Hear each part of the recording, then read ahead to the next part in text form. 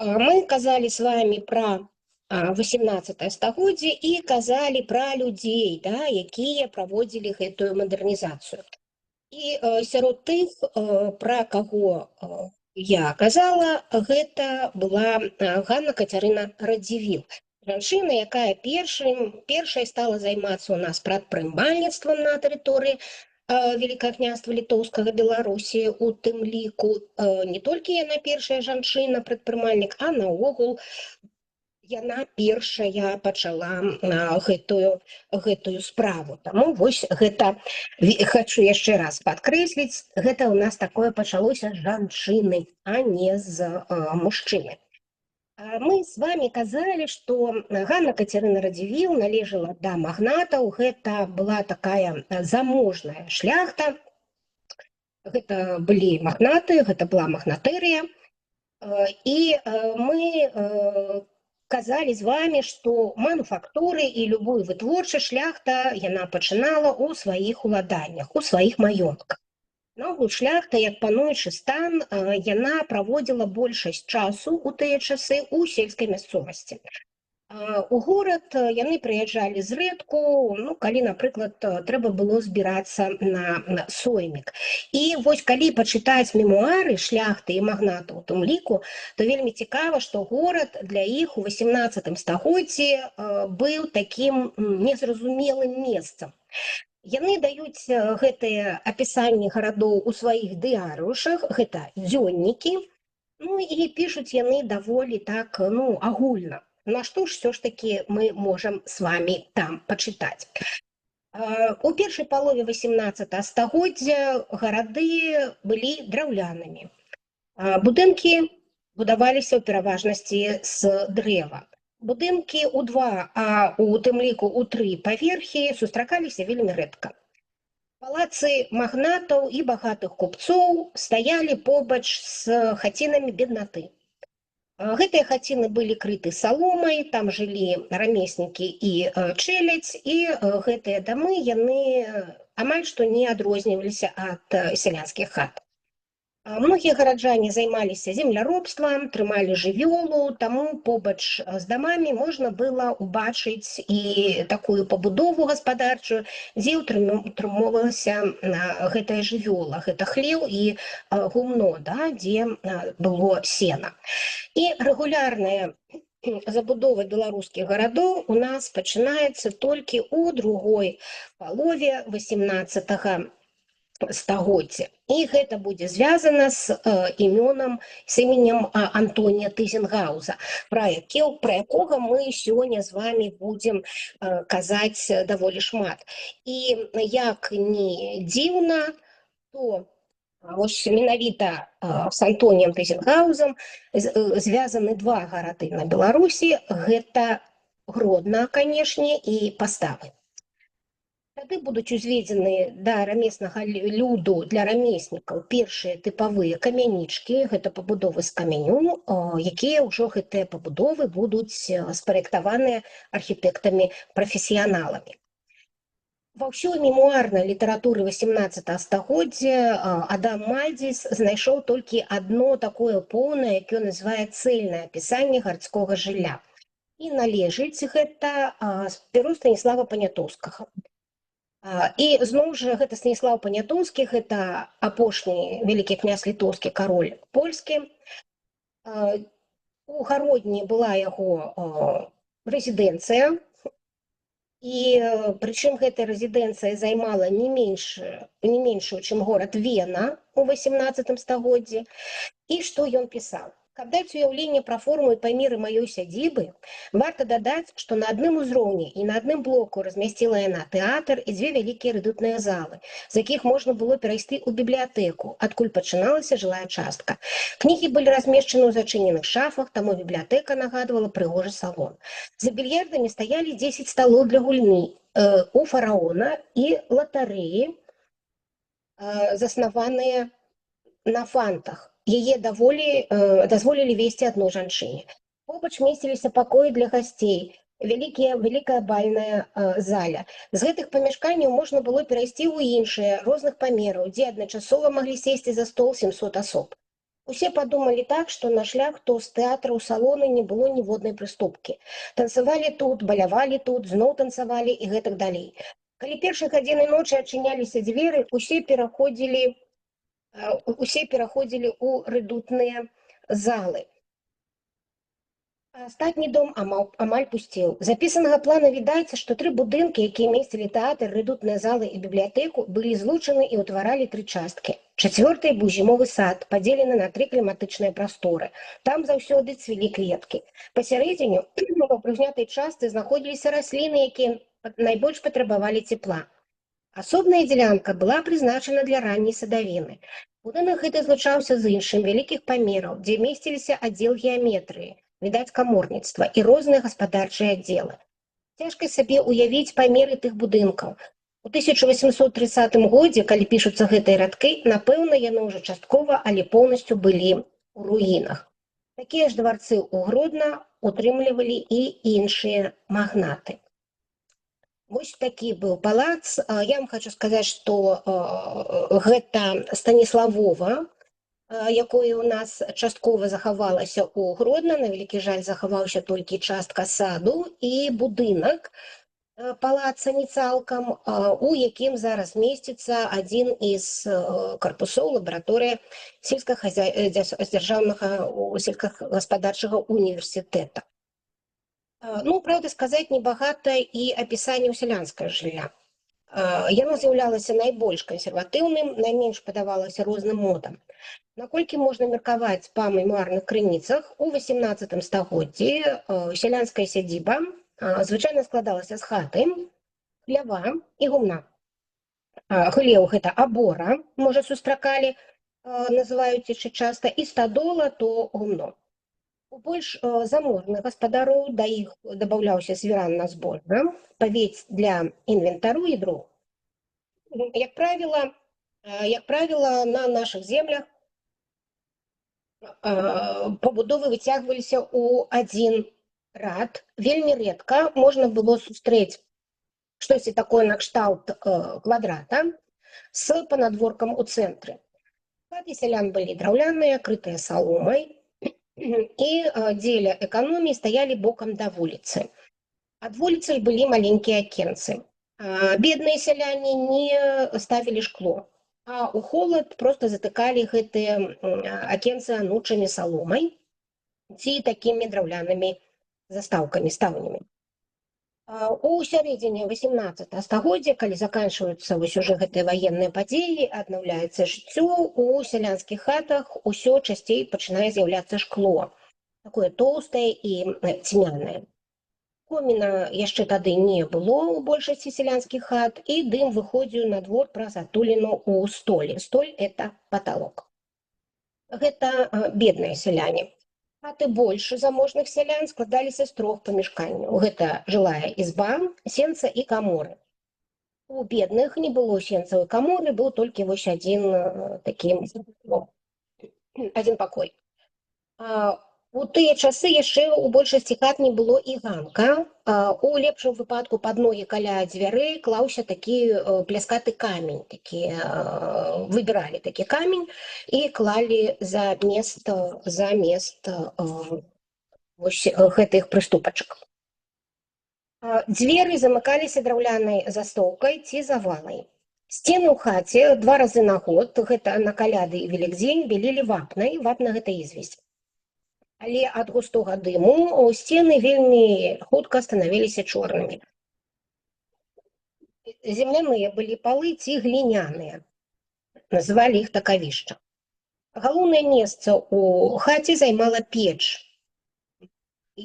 Уздоўж сцен шлі драўляныя лавы. На покуце, гэта такі чырвоны кут, стаяў стол, але мог і не стаяць. У чырвоным куце у хрысціян віселі абразы. Ложка ў сяляне амаль не ведалі ў 18 стагоддзі. Яны спалі на саломе, разосланы на падлозе, ці на печы, а летам на сене ў гумне. Шафаў не было таксама. Найбольш каштоўныя рэчы, адзенне, упрыгожванне складваліся ў драўляныя скрыні, у куфары. Можа быць, хто з вас яшчэ і бачыў вось такія сапраўдныя аўтэнтычныя куфары. Іх аздаблялі разьбой, народнымі арнаментамі, ну і туды складвалі рэчы. Да? Вось, напрыклад, зімовыя ці летнія ў залежнасці ад надвор'я. І абавязкова дзяўчына яна складала такі куфар сабе на пасаг. І вось гэты куфар на вяселле жанчыны з роду мужа, сям'і мужа вывазілі. І вось для таго, каб гэты куфар быў больш цяжкім, каб было ўсім відаць, што як шмат усяго там накладзена, якое яно цяжкае, некаторыя хітренькія, да, жанчыны, дзяўчыны, яны на самае дно гэтага куфара лажылі камяні. Ну, для таго, каб дадаць вагі гэтаму куфару. Ну і паказаць, што яна не проста так, не такая простая дзяўчынка, да, што ў яе таксама што ёсць прывезці. Чым асвятлялі сялянскія хаты? Асвятлялі лучынай, заткнутай у сцяну ці ў жалезны лучнік. Ад сялянскага жылля мала чым адрознівалася сядзіба дробнай шляхты. Як пісалі ў той час? У тым толькі заключаецца розніца, што перад шляхецкім домам абавязкова павінны былі быць высокія вароты, хаця ўвесь двор абагарожваўся толькі плотам з галля. І яшчэ, у доме шляхціча былі дзве жылыя ізбы па баках, а сенні пасярэдзіне. У сялянскіх хацінах услед за сенцамі ішла адна ізба, а камора размяшчалася ззаду, за сенскім. Ёсць такі пісьменнік Крашэўскі, і ў яго ёсць аповесць «Перуны князя вояводы». І вось у гэтай аповесці у яго ёсць герой Даманскі, які едзе ў свой фальварак шулякі каля Слуцка і бачыць у гэтых шуляках наступнае. Сені з выхадам на другі бок раздзялялі дом на дзве роўныя часткі. З абодвух бакоў знаходзіліся два пакоі з перагародкамі да спання. Паміж імі была толькі той розніца, што з правага боку ўзмяшчалася яшчэ і кухонная печ. У жылым зрубе сярэдняй шляхты з'яўлялася другое памяшканне, гэта спальня, алькеш ці алькова, пякарня і варыўня, гэта кухня, яна пераносілася ў асобны будынак. Вокны шкіліліся цьмяным шклом, яно было ўжо апраўлена ў волава або ў драўляную раму. Ужо кафляныя печы былі, і быў комін, і дым вось з гэтых кафляных печак выходзіў праз комін, які тырчаў вельмі высока над саламяным ці гонтавым дахам. І што яшчэ адрознівала шляхецкі будынак? Адрознівала тым, што гэты шляхецкі маёнтак, там было больш гаспадарчых пабудоў. І яшчэ былі і вазоўні, і лямусы, і піўніцы, і афіцыны. Што такое лямус? Лямус – гэта сарай, калі можна так сказаць, да, ці свірт. Гэта такое гаспадарчая пабудова. Мы с вами маем на тэрыторыі Гродна-Гродзенцы два лямуса. Адзін гэта рэстаран лямус, а другі лямус гэта таксама у наш 18 стагоддзе знаходзіцца на тэрыторыі Брыгіцкага манастыра. У Гродна ён цудоўна адрэстараваны, і гэта, скажам, наш гонар, таму што ён пабудаваны без выкарыстання ніводнага жалезнага цвіка. Ён толькі там драўляныя заклёпкі. Ну і вось калі перарублівалі лямус у рэстаран, то прыйшлося праводзіць усе камунікацыі, таму што ў лямусе, ну, хто у нас з вамі у наш сарай праводзіць якія-небудзь камунікацыі. Так вось, цэнтр шляхецкага падвор'я – гэта дом старасты з кухнямі, пекарнямі і сараямі. Тут жа узвышаўся высокі слуп, які назвалі компас, да якога прывязвалі коней. Ну і асобную групу складалі пабудовы гумнішча. Разам з гэтымі гумнамі стаялі хлявы і аборы, мог быць бровар, а за домам пачынаўся сад. Як правіла, гэты сад вёў да сажалак, дзе разводзілі рыбу. І за межамі фальваркаў размяшчалі млыны і корчмы. Яшчэ з большым размахам у другой палове 18 стагоддзя пачынаюць будавацца рэзідэнцыі сярэдняй і буйной шляхты. Ужо вось гэтай рэзідэнцыі гэта былі цэлы комплекс будынкаў з самымі розным прызначэннем. Уязджалі ў двор праз мураваную браму. Часам гэтая брама была ўпрыгожана версе гербам. Вось як мы з вами бачым у ружанах. Пасярэдзіне вось гэтага параднага дзяцінца цэнтра расла ліпа, альбо іншае старое дрэва абавязкова, і разбіваўся кветнік. Дарожкі яны такім паўкругам вялі да палаца і пасыпаліся жвірам. Абавязковай часткай рэзідэнцыі з'яўляецца парк, які ў пачатку 18 стагоддзя разбівалі па італьянскаму узору, а з сярэдзіны і канца 18 стагоддзя па французскаму ці ангельскаму узору. Вось мы такія паркі з вами бачым у Нясвіжы, да, яны зараз адбудоўваюцца. І наколькі я ведаю, і каля Міра, Мірскага замка, таксама зараз аднаўляецца парк. Паркі ўпрыгожваюцца альтанкамі, статуямі ў антычным стылі, штучнымі гротамі, каналамі і вадаспадамі. І час ад часу можна там убачыць і каплічку. Асабліва пачынае славіцца парк у Альбе каля Нясвіжа.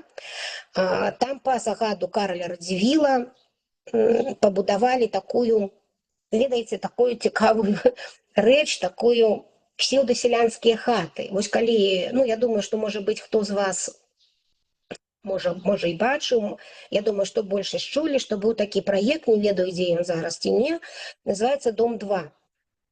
Ці проста дом, калі збіраюць людзей там, і яны жывуць жыццё пад камерамі, якія транслююцца пастаянна, нажыва, бесперапынна усіх усё жыццё, з іх там бойкамі, са сваркамі, каханнямі, добрымі і дрэннымі справамі.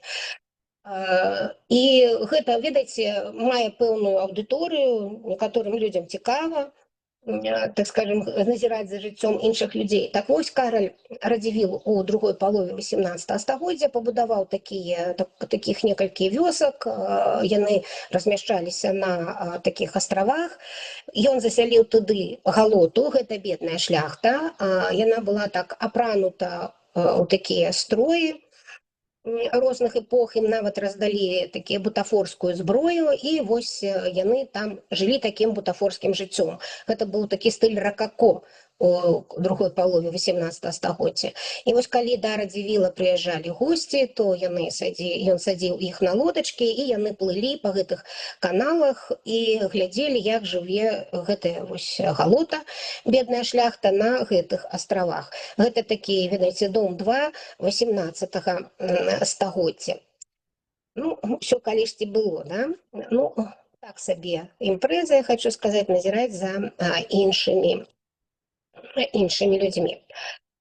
Уяўленне аб тым, як у 18 стагоддзі выглядала рэзідэнцыя багатага шляхціча, мы можам з вами назіраць і паглядзець па ўспамінах Шампыра. Гэта дом у Госплі. Ён кажа, што каля велізарнага драўлянага дома стаялі прасторныя флігелі, кухонныя, апрача кухні і кладоўкі. Там знаходзіліся пакоі для прыслугі сваёй і гасцей, і стаенныя. Гэта коні, павозкі, а таксама даглядчыкаў коней і стоража. Побач узвышаўся скарбец з падвойнымі сценамі. Раней у ім была турма для прыгонных, пазней жа сталі складваць зброю. Крыху заводдаль знаходзіўся фальварак для эканома, хлеў квадратам пабудаваны, 2 гумна, адрына на салому і сена, свіранны птушнік. Патрэбы двара і карчмы ў гарэлцы задавальняў уласны бровар. Вада ж да яго паступала самацёкам з канала, які злучаў 2 озеры. На тым жа канале працаваў вадзяны млын. Увесь ансамбль дапаўняўся капліцай, упрыгожанай старымі абразамі. Значную частку шляхецкай рэзідэнцыі займаў сад. У Госплі ён пачынаўся адразу ж за домам. Тут раслі акружаныя прысадамі з ліп, яблыні, грушы, вішні і слівы. Усе дрэвы пастрыгаліся прама і высока. Вялікі і добры сад быў таксама глушыўцы Наваградскага павета. Цэнтральнае месца ў ім займала, уважліва, аранжарэя для фінікаў. Уявіце сабе, аранжарэя для фінікаў. Галоўнай дамінантай кожнай шляхецкай і магнацкай сядзібы з'яўляўся, канешне, жылы дом. Калі гмах быў вялікі, называўся палацам. Усё роўна мураваны ён ці драўляны, абы толькі меў каля сябе флігелі. Калі флігеляў не было і да гэтага быў невялікага памеру, то называлі дваром альбо дворкам, у залежнасці ад велічыні. Калі ж быў мураваны і да таго пастаўлены на ўзвышэнні і акружаны вадой і рвамі, то ён стаў ужо замкам. У 18 стагоддзі замкі, канешне, ужо не мелі у другой палове такога абароннага значэння. У старых жа замках гэта Нясвіж, Мір, Любча, бакавыя вежы, высокія валы і глыбокія каналы сталі выконваць чыста дэкаратыўныя функцыі. У сярэдзіне 18 стагоддзя, калі ў нас ужо пашыраецца класіцызм, шляхты і магнаты пачынаюць разбураць свае старыя палацы і будаваць новыя. І ўжо гэта былі такія палацы, так скажем, стылю класіцызма. Гэта калі сіметрыя захоўваецца. Яны былі, нават калі драўляныя, то калоны, напрыклад, яны рабілі пад мрамар.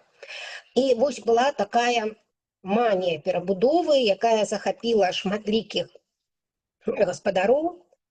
Калі паніш пасля смерці бацькі рабіўся ўладальнікам маёнтка, найперш ён імкнуўся перарабіць па новым фасоне ці зусім разбурыць палац, замак ці двор, што застаўся ад прадзедаў, і паставіць новы, хаця менш трывалы, але прыгажэйшы па форме.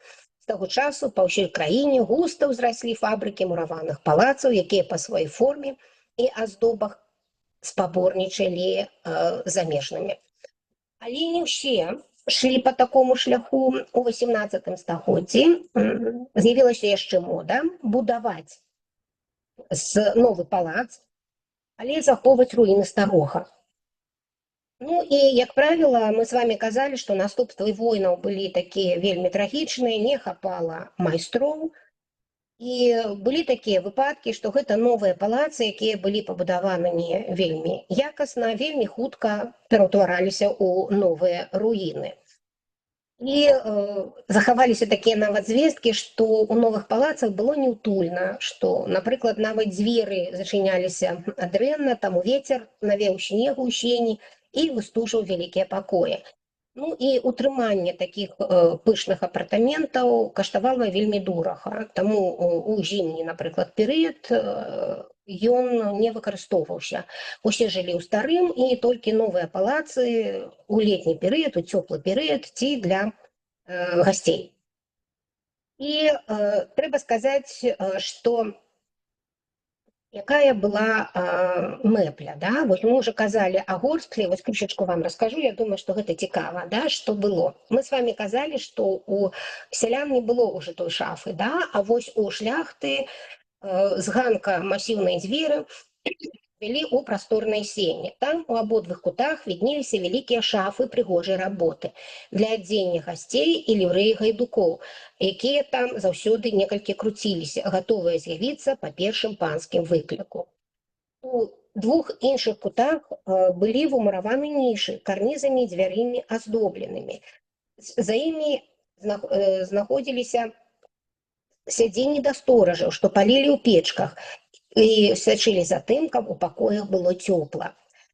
У тыя яшчэ часы не ведалі фізічных печак, якія зараз называюцца шведскімі. Былі гэта нібы велізырныя шафы, выкладзеныя кафлямі, у адным са скляпеннем і комінам. Сцены ў іх былі тоўстыя, цагляныя, такія печкі павінны былі тапіцца бесперапынна. Таму да гэтых мураваных падпечаў насілі бесперапынна альховыя, бярозавыя або сасновыя калоды і, не пасекшы, клалі іх прама на тлеючае вуголле. І такім чынам агонь трымаўся ўвесь час. Вось чаму гарачыя сценкі такіх печак трубамі званых смярдзелі гарэлым і чад пашыралі, што вельмі шкодзіла здароўю, пісалі ў 18 стагоддзі. Гэтыя печкі абслугоўвалі прыгонныя сяляне, якія па чарзе сачылі гэтую працу. Старажоўшчына гэта называлася, не ад слова старажыць каго штосьці кагосьці, а менавіта старажыць, не прапусціць сваю чаргу. І вось па чарзе гэтыя сяляне прыходзілі з вёскі, і у абавязак гэтых сялян таксама ўваходзіла вязанне сетак, якія называлі вось невадам, але пад валокамі. Зімой у сенях каля грубак канцэнтравалася сяброўскае жыццё, гэта так называлася. Тут грэліся, калі прыходзілі з марозу, тут танцавалі, калі збіраліся госці, і ў гэтых сенях, калі гэтых печак недалёка, дазвалялася дзецям бегаць, шумець і павесяліцца. З абодвух бакоў сеняў шлі жылыя памяшканні. Справа быў прасторны пакой, каля дзвярэй якога стаяў двухпавярховы буфет або шафа под посуд. Гэта называўся крэтэнс, і быў спецыяльна абучаны чалавек, які называўся крэдэнсёр. Вельмі такая цікавая была для яго патрабаванне гэтага крэдэнсёра. Ён павінен быць цвярозы, таму што ён лічыў колькасць вілак, ложак, стаканаў, усяго таго да гасцей і пасля гасцей. Так вось, далей знаходзіліся 2 гасцінныя пакоі, 3-я спальня і 2 пакоі для дзяўчат са службы і гардэробы. У цэнтры дома была вялікая зала з 5 вокнамі і галерэяй, што вяла ў сад. Злева размяшчаліся 2 дзіцячыя пакоі, а з залы можна было трапіць у гасцінны і кабінет. Прыкладна ж такая планіроўка у пакоях была і ў іншых шляхецкіх рэзідэнцыях. Напрыклад, у Кленіках на Брэшчыне, дзе жыў прадзед Юліяна Немцевіча. І вось, калі апісваюць свой дом, канешне, шляхта, то яны апісваюць унутры вельмі ўсё падрабязна. І сцены, і падлогу, і стол, і мебеліроўку, і асвятленне. Полачына, дом у Горбсплі. Паводле шантыра сцены яго ўнутры былі абабіты палатном, падмаляванымі алейнымі фарбамі. Першыя 3 пакоі ў стылі арабеска, наступныя віньетамі на казачныя сюжэты. Падлогі былі элегантна выраблены і адпаліраваны. Тады ў Беларусі толькі ў некаторых дамах рабілі васкаванне падлог. Гэта Горстры, Зярновічы, Кахановічы, Курылавічы і Лужкі. Дом у Горбсплі вызначаўся таксама сваімі мэблямі. Усюды стаялі крэслы. Разныя, маляваныя, пратраўленыя, але абабітыя пунцовымі адмашкамі. Сцены упрыгожвалі 3 меншыя люстэркі для адбіцця святла свечак і 3 гадзіннікі з курантавым боем і зязюлямі. Гэта Полачына. На вялікі жаль, я вам не магу паказаць, як выглядалі гэтыя шляхецкія сядзібы, таму што яны не захаваліся у такім выглядзе, каб мы маглі на гэта паглядзець. Цэнтральная Беларусь, Наваградчына, двор у Грошаўцы. Грычова згадвае, што ў дзяцінстве яе ўразілі розныя каштоўныя прыгожыя рэчы. Тут былі вялікія люстэркі, у золата адпраўленыя, тонкай работы, вельмі прыгожыя. Сёння яны таксама здаваліся б такімі. Купілі іх, каб распрадаваць дабро светлай памяці князя Караля Радзівіла. На каміне стаялі розныя фарфоравыя вырабы, ужо ў новым стылі. Яшчэ стаялі 2 фігуркі пад шклом, кавалер і паненка, а ўся іх апратка стракацела ракавінкамі, якія гэта сёння можам пабачыць у крамах Старасветчыны. У другім пакоі былі карціны, маляваныя алейнымі фарбамі, на міфалагічныя тэмы, і карікі падае ў мора, і гэтак далей. Адна з карцін, падзеленая на квадраты, мела такі сюжэт. Бацька і сын спачатку вядуць асла, потым абодва едуць на ім, потым едзе адзін бацька, а сын вядзе асла. І нарэшце яны мяняюцца мястамі. Аднак людзі іх усё роўна асуджаюць да дурнатоў.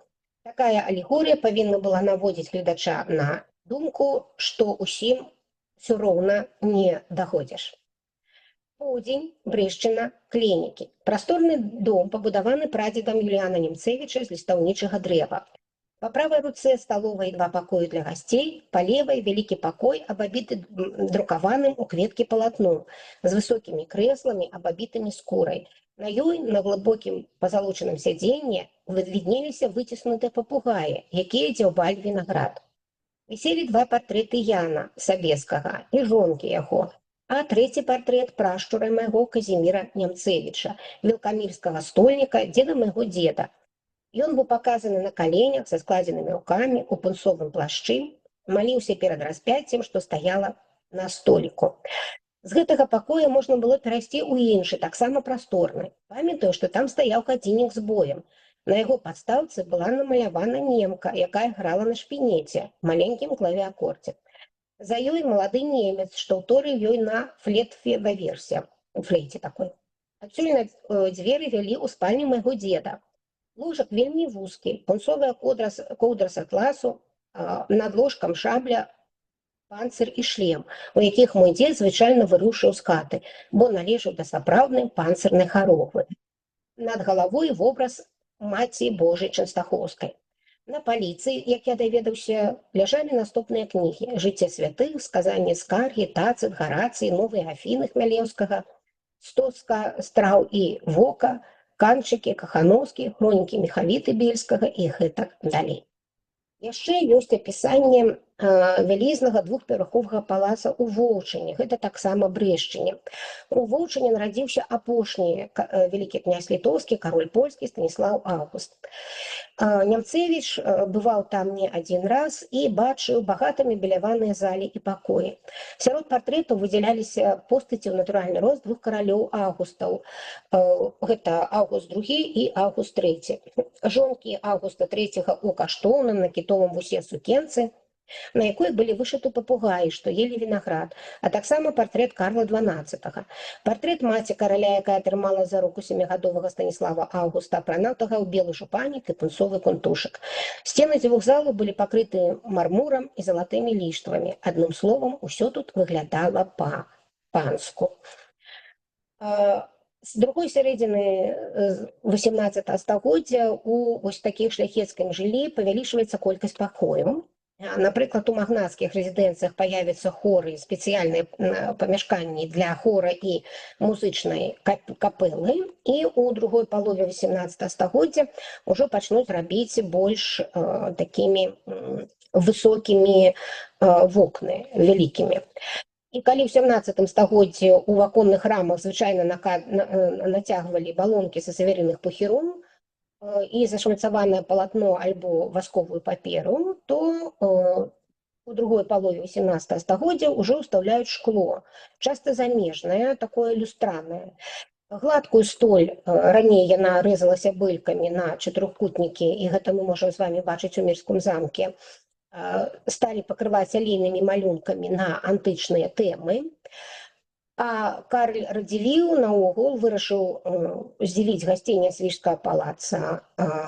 Там быў такі пакой, на вялікі жаль яго сёння няма, у якіх столь, это паталок, замянілі акварыумамі. І уявіце сабе, гэты пакой, калі захадзілі людзі, бачылі, падымалі галаву і бачылі рыбак, якія плаваюць, такі океанарыум, міні-океанарыум нашага 18 стагоддзя. Карль Радзівіл мог сабе гэта дазволіць. На змену старым падлогам з простых дошак ці таксама з пліт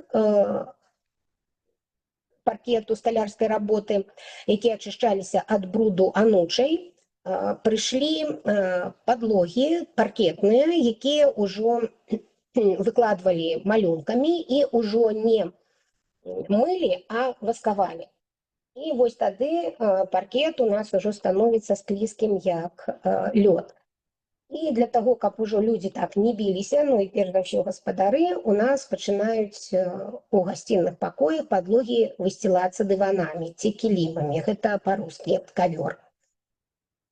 У 18 стагоддзі сцены, якія раней звычайна бялілі вапнай, гараджане і шляхта, яны пачыналі пакрываць тканінай і дыванамі. Абіўка у пакоях была з габеленаў ці самаробнай тканіны або скупленага адамашку. Гэта лічыўся самым шыкоўным. Гэта бархат. Сапраўды выглядаў ён прыгожа, калі сцены былі густа залатым галуном абшытыя. Колер ад дамашку быў розны: пунцовы, зялёны, жоўты, блакітны. Такой ж колеру была абіўка. Такія ж фіранкі на вокнах, звычайна стафты і крэслы, і канапы, ўсё ў адным колеры, па якому называўся пакой. Напрыклад, пакой жоўты, пакой зялёны. Потым у моду уже 70-е гады 18 стагоддзя увойдуць палатняныя шпалеры, умаляваныя кветкі і розныя фігуры. Вясёленькія, хоць дрэнныя і нетрывалыя, як потым пра іх скажуць. Потым насталі папяровыя шпалеры. Такія ж з выгляду, як і палатняныя, але больш танныя. Цана аднаго локця, гэта 65 сантиметраў, упала за панавання Аўгуста III да 1 злотага. І гэта дазволіла папяровымі шпалерамі абіць усе дамы, хто хацеў гэты гаспадары адбіць. Гэта не толькі панскія пакоі, але і шляхта, мяшчане, ксяндзы-плебані. І ведаеце, што цікава, што калі вось гэтыя шпалеры, а яны прыбіваліся, і мы вось клеім зараз шпалеры, а тады шпалеры прыбіваліся маленькімі цвікамі такімі, і з'явілася цэлая такая індустрыя гэтых маленькіх цвікоў, па якім прыбіваліся шпалеры. Яны былі рознай формы, квадратныя, з кветачкам-тамі, ромбікамі, там, с разьбой, без разьбы. Ну, цікавыя такія былі індустрыя. І вось калі дамы мяшчан, дамы там, шляхты, духавенства было адбіта гэтымі палатнянымі шпалерамі, шляхта вырашыла, ну, як так скажем, выдзеліцца, да? Ну, што мы будзем такія, як усе, да? І яны пачынаюць пакрываць сцены італьянскімі фрэскамі, намаляванымі па свежай тынкоўцы. І ацэньвалі іх гэтыя фрэскі толькі вельмі проста, да? Як атрымалася? Якая рука іх рабіла? Добрага мастака ці дрэннага мастака? Калі раней каштавала абіўка сяга палаца, то вось калі вось узяць па коштах, да, вось каб мы з вами параўналі, так вось можна было абіць увесь палац, і гэта будзе равно адной суме аднаго пакоя, вось, так скажем, якое можна было вось гэтымі фарбамі размаляваць. Але хутка шляхта такая заможна ўбачыла, што хутка гэтыя фрэскі псуюцца. Пасля некалькіх гадоў, ну, глядзець на одного ж таго ж фрэску таксама абрыдне, і з'явіцца такая зноў асвяжыць малюнкі, знішчыць ранейшыя і выдаць грошы на новыя. І да гэтага пачынаюць дадавацца гэта аздоба з гіпсу, вось з пазалотай, там карнізы і гэтак далей. Сцены упрыгожваюць кілімамі, габеленамі, карцінамі. Ну, напрыклад, у Нясвіжы нават былі карціны Рэмбранта. На вялікі жаль, сёння, канешне, іх там няма. У шляхце, якая магла сабе дазволіць, віселі партрэты прашчураў. Над ложкамі прымацоўвалі зброю, шаблі і пісталеты. У куты затыкалі падсвечаныя зелі, вянкі, падвешвалі страусавыя яйкі, якія нібыта павінны былі засцярэгчы дом ад пажару. Самае віднае месца на сцяне займалі люстэркі, якія былі як замежныя, так ужо і з урэчча. Таму што мы памятаем з вами, Ганна Кацярына Радзівіл, яна стварыла першае прадпрыемства ў Рэчы Паспалітай па люстэрке. Чым асвятляліся пакоі? У бяднейшай шляхты, як і ў сялян, лучынай. Толькі лучына ў шляхты была не ў сцяне там, да, ці там у прыпечкі, а на спецыяльных металічных стаянках лучніках, альбо на краце, падвешанай да столі. Рабіліся такія каганцы. Топленым тлушчам запаўняўся гліняны ці металічны посуд, у цэнтры якога размяшчаўся кнот, радзей анучка. Злою ці воску адліваліся ў формах свечкі. І што цікава, што такія вось свечкі можна было купіць у аптэках. Для свечак ужо неабходны былі пераносныя ліхтары. І потым прыйшлі люстэркавыя ў бронзавых рамах, шчодра агнямі пазалочаных. Іх прыбівалі да сцен разам з крыштальнымі падсвечнікамі. Для чаго гэта рабілася? Вось і наогул крышталь, таму што гэты агеньчыкі ад гэтых свечачак траплялі іх на свет на хрусталь, ён хрусталь, ведаеце, ён перадаваў такое, ламаўся гэты свет і пашыраўся такім чынам, не проста так рабілі гэта ўсё з вось гэтага хрусталя. Так вось, на 10 і болей свечак, і калі іх запальвалі, і пакой шчодра золатам аздоблены літаральна гарэў ад святла. Падвешаныя да столі падсвечнікі называліся павукамі або каронамі, і мацаваліся яны часта на аленевых рагах. У мэблях таксама наступіла змена. Прыдумалі крэслы і канапы, спазалочаныя ў розныя ўзоры скуры. Потым прыйшлі крэслы, плеценыя у клетку з трыся з драўлянымі парэнчамі і ножкамі. Потым настала пара складных сталоў, сакрэтэраў і шафаў рознай велічыні і формай. Адны былі лакіраваны кітайскай алівай, другія інкруставаны косцю або адметнай драўнінай. Трэція змоўчвалі сядзелі шкляной гладкасці і ззяння азотнай кіслатой, а потым націраліся сукном, хвашчом і сталярскімі стужкамі да таго часу, пакуль не становіліся гарачымі і не набіралі блеску. Ручкі да такіх корпусаў і акуці для замкоў рабілі срэбра, бронзы, латуні, у агні пазалочанай. Калі шафа была вышынёй у рост чалавека і мела паўдоўжаныя дзверы зверху ўніз, называлася шафай. Калі была нізкай у палавіну чалавечага роста альбо некалькі вышэй грудзей і мела адну, на другой папярэчнай шуфляды, накшталт паверхаў у асобнымі замкамі для кожнай шуфляды, называлася пісьмовым сталом. Калі ж была падобна да стала на нагах з адной шуфляды, якая зверху замыкалася на ўсяк дверцамі, калі дверцы адчыняліся і апускаліся гарызантальна ўніз на высованую ножку, спецыяльна да гэтага дасаваную, і служыла замест століка да пісання, называлася канторкамі. Старэйшыя людзі такія шафы і канторкі называлі пітрамі. Вось калі наогул ужо выбіралі мэблю для пакояў, то вялікую увагу надзялялі сталам і столікам. У багатай шляхты яны была замежнай, нямецкай, французскай, італьянскай і нават турэцкай работы. Вялікай папулярнасцю карысталася мэбля гданьскіх майстроў. Яна была такая масіўная. Столы и столики застилали рознымі дыванамі, такими ковриками, турэцкімі, персидскімі, касматымі, гладкімі, шаўковымі, шерстянымі, вышыванымі золотам і срэбрам альбо без золота і срэбра, а таксама сукном, вышываным розныя кветкі, фігуры, шаўковымі кутасамі навокал. Каб диван ці абрус не укралі, бывало такое, то яго вельмі часта прыбівалі да стола цвікамі. І у першай палове 19 стагоддзя звычайна сядзелі на доўгіх лавах, якія былі прымацаваны да сцяны. Потым на змену ім прыходзяць гданьскія канапы і крэслы. Але пакоі, паколькі яны былі вельмі дарагія, то у моду выходзяць табурэткі, высцеленыя конскім воласам, а зверху абітыя спачатку грубым палатном, а потым такой больш далікатнай тканінай. Пашырыліся розныя лёгкія зэдлі, прывялі сядзець у глыбокіх, мягкіх, аздобленых крэслах, застаўся толькі за самымі старымі і паважанымі асобамі. Бывалі выпадкі, што іх прыносілі ў крэсле да стала і таксама ў крэсле і адносілі. У кутах сталовага пакоя стаялі вось гэтыя крэдансы, пра якія я ўжо казала. І, ён сачыў павінна, вось каб госці не пакралі пост. І наяўнасць гэтага крэдэнсёра, яна сведчыла і аб тым, што гэта бывала даволі часта.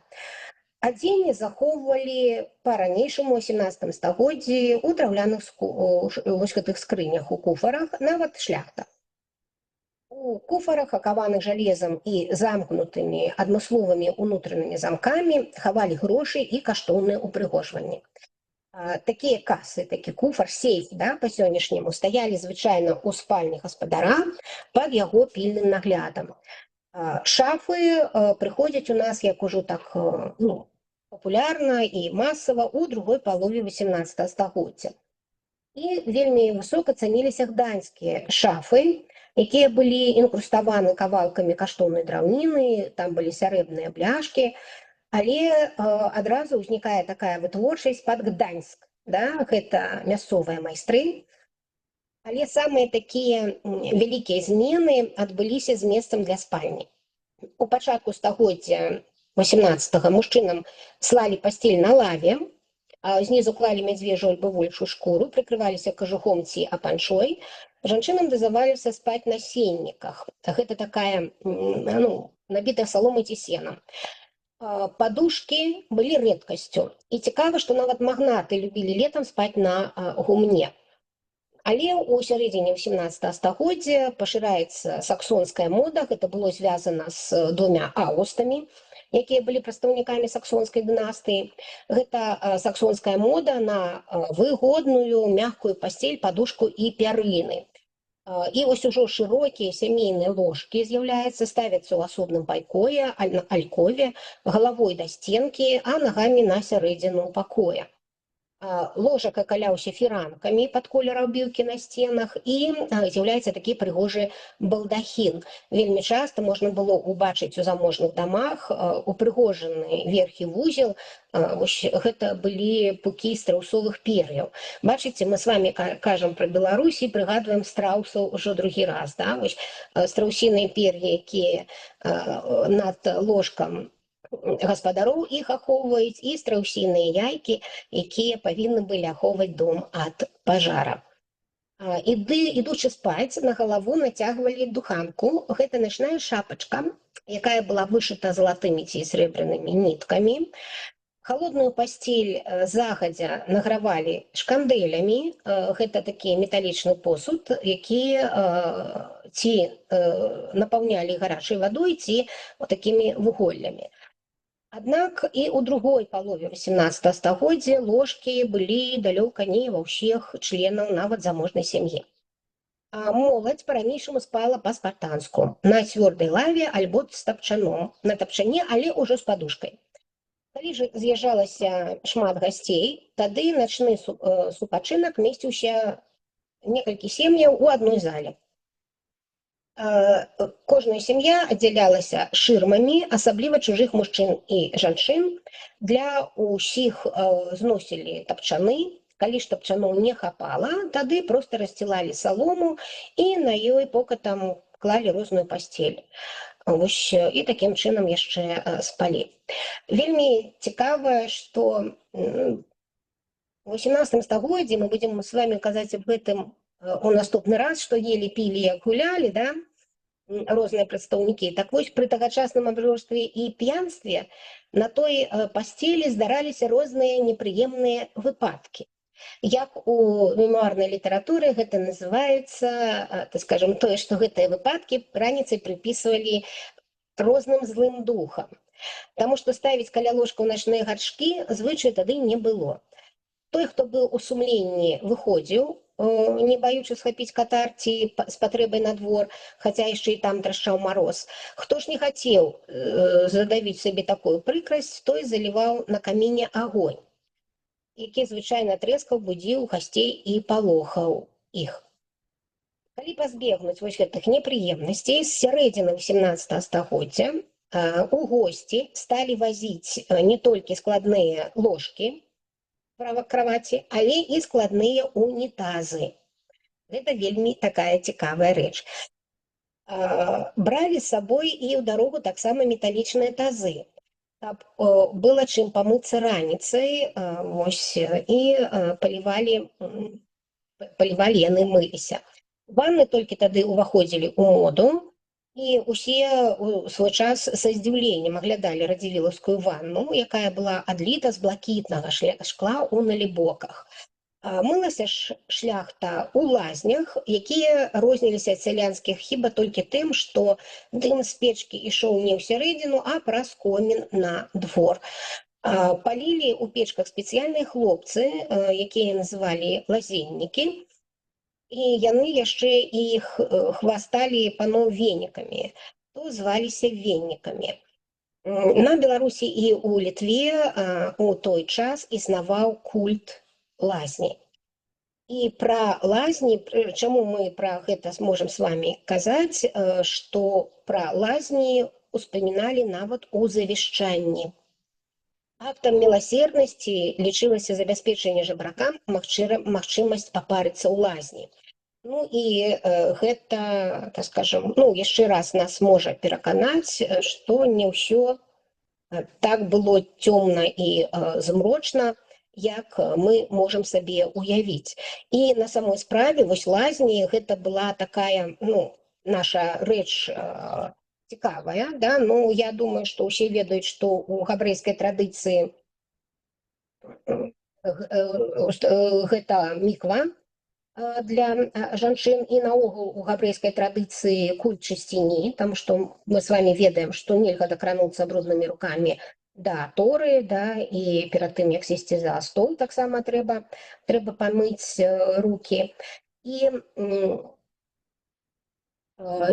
вось у славян у нас таксама, у славянскага насельніцтва таксама быў культ чысціні, культ лазні. Лазні ставіліся ў сялянскіх, напрыклад, у сялянскіх паселішчах, калі гэта было недалёка ад рэчкі. Як правіла, гэтая лазня ставілася бліжэй да рэчкі, будавалася на адну сям'ю. Гэтая сям'я магла быць такой вялікай, уключала ў сябе сем'і сыноў усіх. І вось у гэтай лазні мылася ўся сям'я, ставілася бліжэй да рэчкі для таго, каб, ну, можна было як мага хутчэй данесці вады. Таму што на адну сям'ю для таго, каб памыцца, трэба было вельмі ну, шмат нанесці вады. І што цікава, вось нам гэта, чаму я вось так ўсё ж такі захацела на гэтым спыніцца, для таго, каб мы разумелі, што калі адбываецца мадэрнізацыя, яна адбываецца вельмі у розных галінах грамадства. І вось наша 18 стагоддзе гэта быў такі перыяд нашай мадэрнізацыі. На вялікі жаль, гэта адбывалася значна пазней, чым гэта адбывалася ў заходняй Еўропе. Гэта было звязана з перыядам гэтым войнаў, якія былі у нас амаль, ну, усё разбуральнае стагоддзе. Нашы беларускія землі сталі арэнай баявых дзеянняў. І вы на слайдзе бачыце гарадніцу, гэта адмысловы раён, які з'явіўся дзякуючы Антонію Тызенгаусу. Антоні Тызенгаус, яго родныя паставы, ён сябра дзяцінства Станіслава Аўгуста Панятоўскага, быў прызначаны кіраваць каралеўскімі эканоміямі. Каралеўская эканомія – гэта ўладанні, даходы з якіх ішлі на ўтрыманне каралеўскага двара. І вось менавіта з Антоніем Тызенгаузам будзе звязана спроба мадэрнізацыі у Рэчы Паспалітай. Не толькі рэформа у гародні і паставах, але і сельскагаспадарчая рэформа. У сельскай гаспадаркі Антоні Тызенгаус захоча аднавіць фальваркі. Вось фальваркава-баншчынную сістэму. Сялянам гэта не спадабаецца, сяляне пачнуць бегчы, таму што вяртанне фальваркаў азначае павелічэнне паншчыны. Што такое быў праект Антонія Тызенгауса? Вельмі амбіцыйны, вельмі такі далёка павінна быў ідучы праект. Калі б сучаснай мовай мы б з вами сказалі, гэта купляйце беларускае. Справа ў тым, што трэба было павялічыць даходы казны, і Антоні Тызенгаус вырашае на прыкладзе Гродна і Пастаў зрабіць такі прарыў, тэхналагічны прарыў. 23 мануфактуры будуць адчынены каля гародні, і наогул гародні і паставы стануць цэнтрамі, да, вось гэтага. Вось вы бачыце тут Антонія Тызенгауса, які стаіць з планам гарадніцы, і 15 гадоў апошняй трэцяга 17 стагоддзя жыццё гародні было вельмі насычанае. 1765 год Панятоўскі дае вось дазвол Тызенгаусу на рэформы. Грошай сваіх не хапала, таму Антоні Тызенгаус пад свае ну, па сваю маёмасць бярэ пазыку у Галандыі, і вельмі часта Гродна тады называюць новай Галандыяй. І дзякуючы Антонію Тызенгаузу у нас з'явіцца гарадніца, гэта раён горада ад сучаснага чыгуначнага вакзала да Савецкай плошчы. У чым яго унікальнасць? 3 часткі: прамысловы, культурны і адміністрацыйны. Усё, што асталася ў нас ад Антонія Тызенгауза у гародні, у гэтым, скажем, кавалачку пафарбавана ў такі бела-жоўты колер.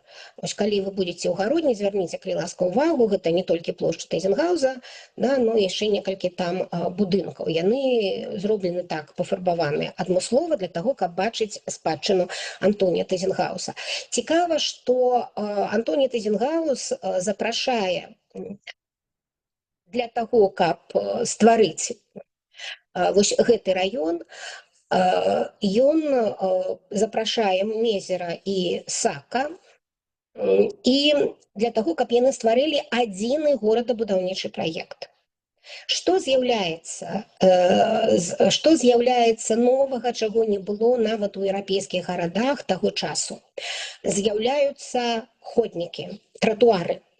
Хто з вас быў у гародні, той можа заўважыць, што вуліца Ажэшка і вуліца Савецкая у нас вельмі шырокія ходнікі.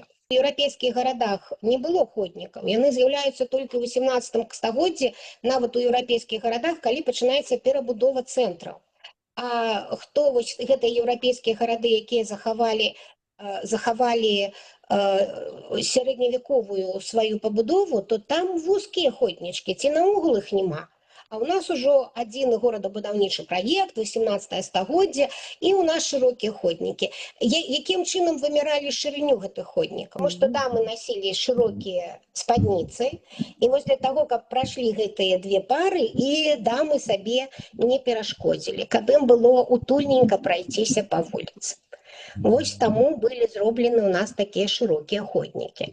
Ну і да сённяшняга часу, калі вы будзеце ў гародні, звярніце, калі ласка, увагу, што шырыня вуліцы Ажэшкай, сённяшняй Савецкай, у нас не мяняецца з сярэдзіны 18 стагоддзя.